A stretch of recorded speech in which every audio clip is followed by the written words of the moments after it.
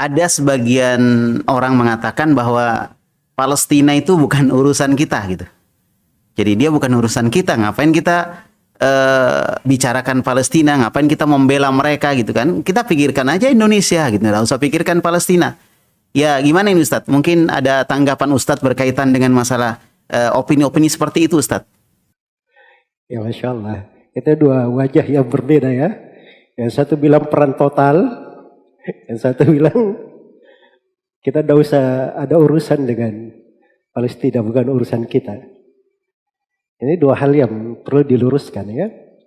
Kalau bilang perang total, pertama siapa yang mengajak perang total itu? Anda sebagai apa?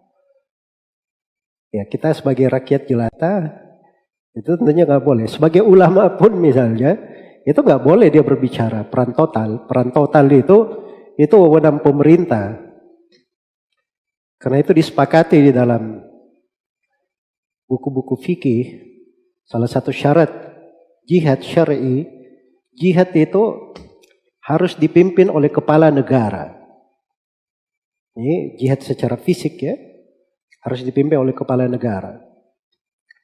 Dalilnya, karena tidak pernah diketahui ada sebuah jihad apapun yang ditegakkan oleh Nabi kecuali dipimpin oleh Nabi Sallallahu Alaihi Wasallam.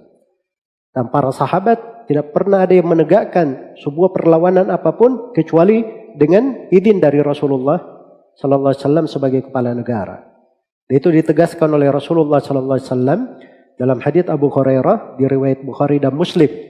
Ini selalu saya beri garis bawah ya, dalam riwayat Bukhari dan Muslim. Ini maaf bukan hadits dari kantong saya. Kadang sebagian orang terlalu mempertanyakan, kok bisa jihad harus dibawa kepala negara, pimpinan kepala negara.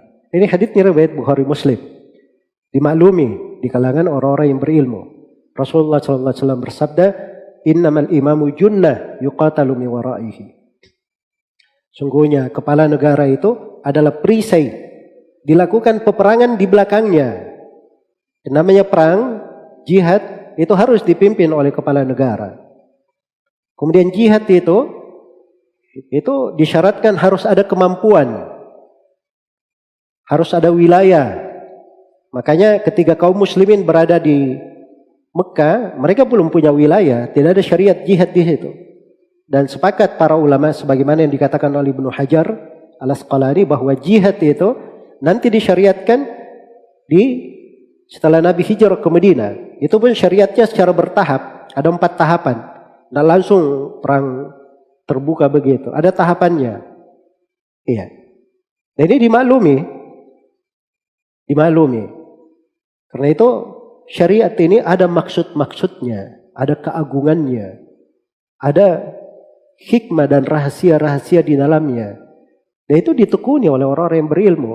Makanya tidak boleh ada yang berbicara sembarangan, apalagi mengumumkan peran total. Dan ini perlu digarisbawahi juga ya, peran total misalnya sebagian orang, oh kita harus peran total, kita boikot produk-produk orang kafir. Ya, Anda sebagai apa memboikot? Memboikot produk itu bukan ranah orang per orang lagi. Itu ranah pemerintah. Sebab di situ ada hubungannya dengan masalah produk yang diperlukan oleh masyarakat secara umum.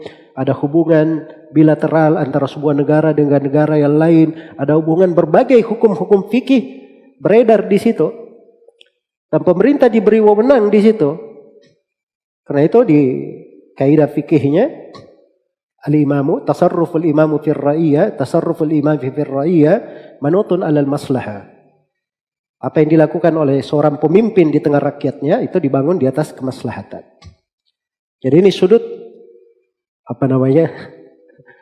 ya satu sisi ya, mengatakan peran total. Yang lainnya lagi mengatakan kita tidak perlu ikut campur dengan urusan Palestina dengan Israel. Ini juga tidak benar ya.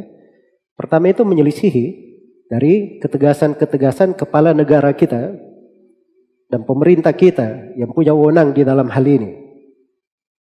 Kemudian yang kedua, itu salah besar, mengatakan tidak perlu diurusi. Itu artinya kalau dia berbicara dari sudut keamanan, ideologi negara, justru urusan ini kalau tidak diurus oleh pemerintah, itu bisa memasukkan orang-orang yang membawa ideologi-ideologi yang menyimpang, pemahaman-pemahaman radikalisme. Ikhwanul Muslimin bisa masuk di situ, Hizbut Tahrir bisa main di situ.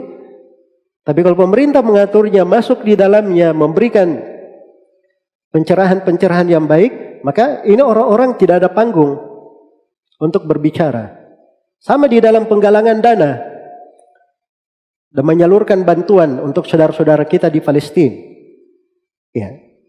Kalau pemerintah membuka celah, membuka suatu pintu, suatu jalan, semua rakyat Indonesia ingin membantu saudaranya di Palestina lewat jalan ini, maka itu akan lebih berarti untuk saudara-saudara kita di sana. Tepat sasarannya pada hal yang mereka perlukan. Nah, itu perlu ikut campur pemerintah di dalam hal tersebut. Dan ada hubungannya dengan orang Indonesia. Dari sudut lain, itu dari sudut, saya membahasnya dari sudut hubungan di dalam tata negara. Dari sudut keyakinan kita sebagai seorang muslim, membantu seorang muslim itu bukan hal yang sifatnya sunnah atau dianjurkan. Itu kewajiban membantu orang-orang yang dizalimi. Bahkan kepala negara muslim itu punya kewajiban untuk membebaskan Masjidil Aqsa dari genggaman tangan orang-orang Yahudi. Kecuali orang yang punya udzur. Dan dimaklumi ya di dalam hal ini, kekuatan dan semua orang punya kekuatan untuk hal itu. Jangan mengatakan Indonesia ini punya kekuatan misalnya dia bisa. Itu belum tentu. Ya, sampai Syekh Ibnu Utsaimin mengatakan, demikian pula Syekh Al-Albani menyatakan bahwa seruan apapun yang menyeru umat Islam saat ini untuk berjihad, maka itu adalah seruan yang keliru. Umat Islam tidak ada kekuatan. Senjata-senjata umat Islam di bawah kepemimpinan seorang pemimpin muslim, itu kalau dibandingkan dengan persenjataan orang-orang kafir, kata Syekh Ibnu Utsaimin, itu seperti kembang api di hadapan senjata-senjata mereka. Dan itu mungkin biasa kita saksikan pada kejadian-kejadian yang menimpa saudara-saudara kita di Palestina. Ya. Dan ini harus menjadi pikiran. Karena itu jihad itu perlawanan atau mengatakan tidak boleh begini, itu bukan dengan akal saja atau bukan dengan emosi, bukan dengan semangat, tapi harus ditimbang dengan timbangan syar'i, timbangan yang benarnya. Dan doa untuk saudara-saudara kita itu penting untuk selalu kita mendoakan mereka, membantu mereka di dalam membenahi keberadaan masalah-masalah mereka, walaupun dengan dakwah di jalan Allah, saling menasihati, ya. Dan jangan meremehkan masalah doa. Saya yakin banyak dari doa-doa umat Islam ini sudah dikabulkan oleh Allah. Sudah dikabulkan oleh Allah terkait dengan saudara-saudara kita di Palestina. Akan kehancuran orang-orang Yahudi. Tapi kehancurannya itu kapan? Itu bukan urusan kita. Itu hikmah di sisi Allah Subhanahu wa ta'ala. Karena itu di dalam Al-Quran disebutkan doanya Nabi Musa alaihi salam di surah Yunus. Ya, wa qala Musa, Rabbana innaka ataita fir'auna wa malahu zinatan wa amwalan fil hayatid dunya, Rabbana liyudillu an sabilik, Rabbana tumis ala amwalihim washdud ala qulubihim fala yu'minu hatta yarawul adabal alim. Ini doanya Nabi Musa. Kemudian Allah terangkan pada ayat setelahnya, qad ujibat da'watukuma. Telah dikabulkan doa kalian berdua. Jadi doanya Nabi Musa sudah diterima. Fir'aun akan dibinasakan. Tapi apakah Fir'aun langsung dibinasakan? Itu disebutkan oleh sejumlah ahli tafsir bahwa dari jarak pemberitaan doa Nabi Musa diterima dan binasanya Fir'aun itu sekitar 40 tahun. Sekitar 40 tahun. Jadi adanya keterlambatan di dalam hal tersebut, itu ada hikmah besar. Mungkin kita punya dosa-dosa yang perlu kita bertobat darinya. Mungkin kita punya kesalahan-kesalahan yang harus kita perbaiki. Mungkin ada kerenggangan hati-hati di antara umat Islam yang perlu dieratkan. Mungkin banyak perkara dan hikmah yang bisa dipetik dari hal tersebut. Semoga Allah Subhanahu wa ta'ala memberikan kebaikan dan taufik untuk semuanya. Wallahu ta'ala a'lam.